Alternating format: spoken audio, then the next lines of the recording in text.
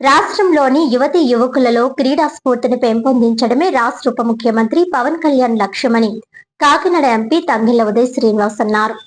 సోమవారం DCCB chairman Tummala Ramaswamy బాబుతో కలిసి జిల్లా క్రీడా మైదానంలో గల ఇండోర్ బ్యాడ్మింటన్ స్టేడియంను సందర్శించి కేఎల్ పావని, దీపు, సత్యజ్యోతి, అపూర్వ, కె యామినిలతో బ్యాడ్మింటన్ ఆడారు.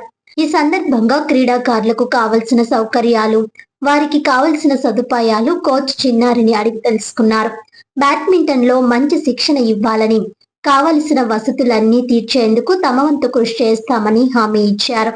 అనంతరం డీసీసీబీ చైర్మన్ తుమ్మల బాబు మాట్లాడుతూ జంజీ పవన్ కళ్యాణ్ ముందుగానే యువతను రాజకీయ రంగంలో నిలిపారని, దానికి ఉదాహరణ యువకుడైన మన కాకినాడ ఎంపీని ఎంపిక చేయడమేనని అన్నారు. యువతను అన్ని విధాలా ముందుకు తీసుకురావడమే పవన్ కళ్యాణ్ లక్ష్యమని అన్నారు. యువత క్రీడల్లో రాణించాలని ఆకాంక్షించారు. క్రీడాకారులకు కావలసిన సదుపాయాలు కల్పించడంలో ప్రభుత్వం ముందంజలో ఉంటుందన్నారు.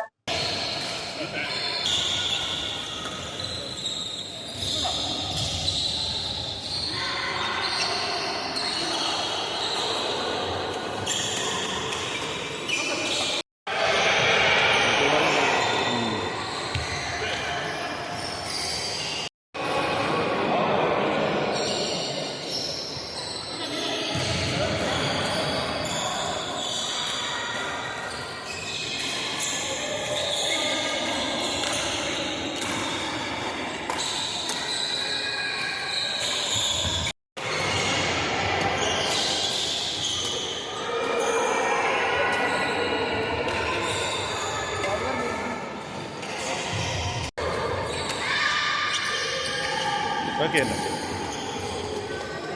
తీసిన ఫోటో తీసుకు ఫోటో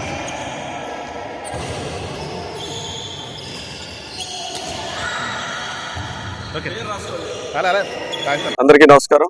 ఈరోజు నేను మా డిసిసిబి బ్యాంక్ చైర్మన్ మరియు మా జిల్లా అధ్యక్షులు ఈరోజు బ్యాడ్మింటన్ మరియు రన్నింగ్ కోర్ట్కి రావడం జరిగింది.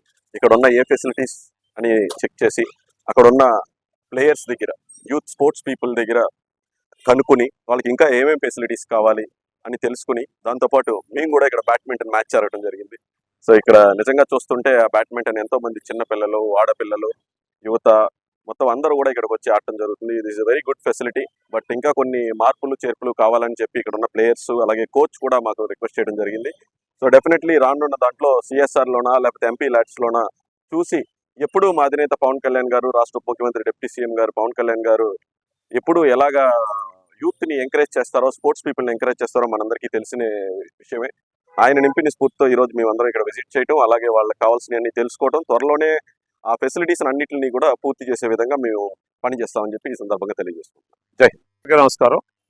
ఈరోజు కాకినాడ పార్లమెంట్ సభ్యులు తంగెళ్ల ఉదయ్ శ్రీనివాస్ గారితో కలిసి మేమందరం కూడా స్పోర్ట్స్ అథారిటీ గ్రౌండ్ రావడం జరిగింది. అందులో ముఖ్యంగా ఇండోర్ స్టేడియంలో ఎవరైతే యువత షటిల్ బ్యాడ్మింటన్ ఆడుతూ ఉన్నారు వారందరూ కూడా ఎంపీ గారిని అడగటం జరిగింది. ఇంకా మాకు కొద్దిగా సౌకర్యాలు, మెరుగైన సౌకర్యాలు కావాలని అడగటం, అలాగే మరీ ముఖ్యంగా మన పార్లమెంట్ సభ్యులు యువకులు అవ్వటం వల్ల ప్రతి ఖాళీగా ఉన్నటువంటి ఏదైనా సమయం ఈవినింగ్ దొరికేటప్పటికి వచ్చి ఇక్కడ ప్రతిసారి ఆడటం, ఈయన ఇక్కడ ఆడటం వల్ల ఇక్కడ ఎవరైతే ఈ ఆటలు ఆడుతూ ఉన్నారో, అలాగే వాకింగ్ ట్రాక్ చూస్తూ ఉన్నారు, లేకపోతే షటిల్ బ్యాడ్మింటన్ కోర్ట్ ఏ విధంగా ఉంది, లేకపోతే స్టేడియం ఏ విధంగా ఉంది, ఈయన ఖాళీ సమయంలో ఇక్కడ రావటం వల్ల ప్రతి విషయం తెలిసి ఇక్కడ దీన్ని మెరుగైన సౌకర్యాలు అందించడానికి వీలుంటది.